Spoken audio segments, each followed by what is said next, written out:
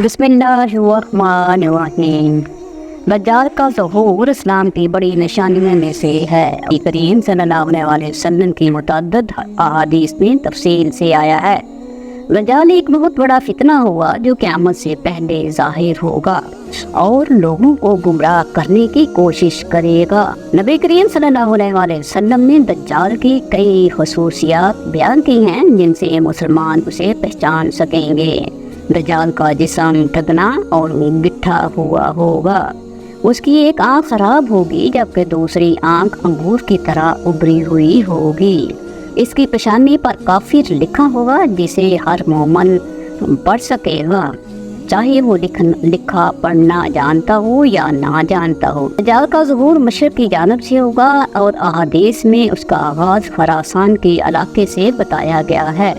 दज्जाल एक छोटा शख्स होगा जो खुदाई का दावा करेगा। उसके पास गैर मामूली ताकतें होंगी जो उसे शैतानी ज़राए से मिलेंगी कि वो लोगों को धोखा देने के लिए मुख्तलिफ शोबदे दिखाएगा। दज्जाल जन्नत और जहन्नम की मुशाबहतें पेश करेगा ताकि लोगों को अपनी बातों का यकीन दिलाए। वो ज़मीन को हुक्म देगा वो सरसब्ज़ हो जाए और फसल उगाए तो ज़मीन फ़ौरन उसके हुक्म की ताबिया हो जाएगी। इसी तरह वो बारिश बरसाएगा और कई मौजज़ाती चीज़ें लोगों के सामने दिखाएगा। दज्जाल के साथ ही कैसी जन्नत और जहन्नम होगी जो दरअसल हकीकत में जन्नत और जहन्नम नहीं होगी बल्कि फरेब का ज़रिया यूँ होगी। वो जन्नत की मशाबत में खूबसूरत और खुशबूदार बागात दिखाएगा जबकि जहन्नम की शक्ल में आग और अजाब जैसा मंजर पेश करेगा।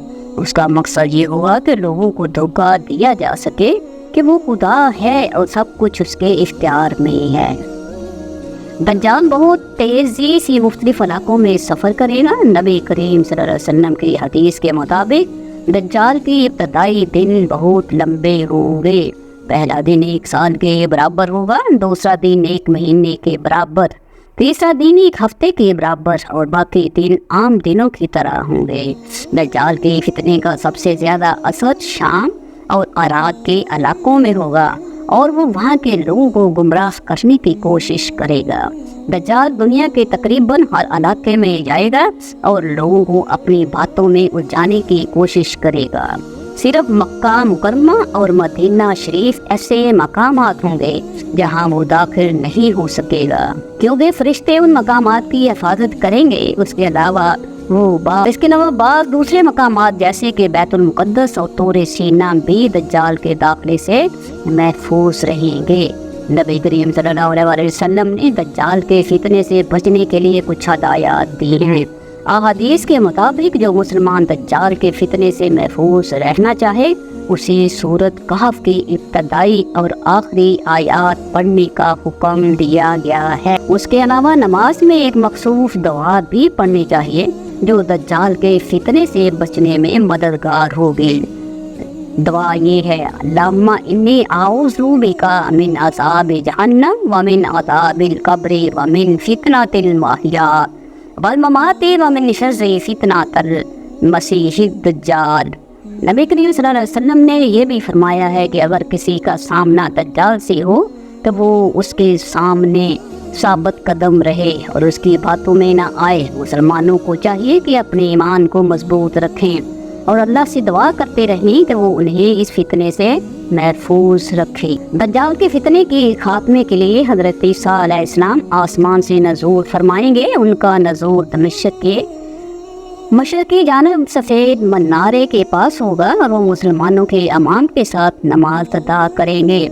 उसके बाद हज़रत ईसा दज्जाल का तवा और उसे फ़लस्तीन के इलाके लीद में कत्ल करेंगे। दज्जाल के कत्ल के साथ ही उसका फितना ख़त्म हो जाएगा और दुनिया में अमन का दौर शुरू होगा। दज्जाल के खात्मे के बाद हज़रत ईसा ज़मीन पर अदल व इंसाफ कायम करेंगे। उस वक्त दुनिया में अमन और सुकून होगा। लोग एक दूसरे के साथ मोहब्बत और भाईचारे के साथ ज़िंदगी गुजारेंगे और अल्लाह का दीन गालिब होगा। उस वक्त ज़मीन अपनी तमाम बरकतें ज़ाहिर करेगी और हर तरफ खुशहाली का दौरा होगा। दज्जाल का फितना क़यामत से कबल एक बड़ा इम्तहान है। وہ اپنے فریب اور جھوٹے معجزات کے ذریعے لوگوں کو گمراہ کرنے کی کوشش کرے گا۔ مسلمانوں کو اس فتنے سے بچنے کے لیے اپنے ایمان کو مضبوط رکھنا چاہیے۔ سورۃ کہف کی آیات اور دجال سے بچنے کی دعا کو اپنے معمولات کا حصہ بنانا چاہیے۔ دجال کا فتنہ حضرت عیسیٰ علیہ السلام کے ہاتھوں ختم ہوگا اور اس کے بعد دنیا میں امن کا دور شروع ہوگا۔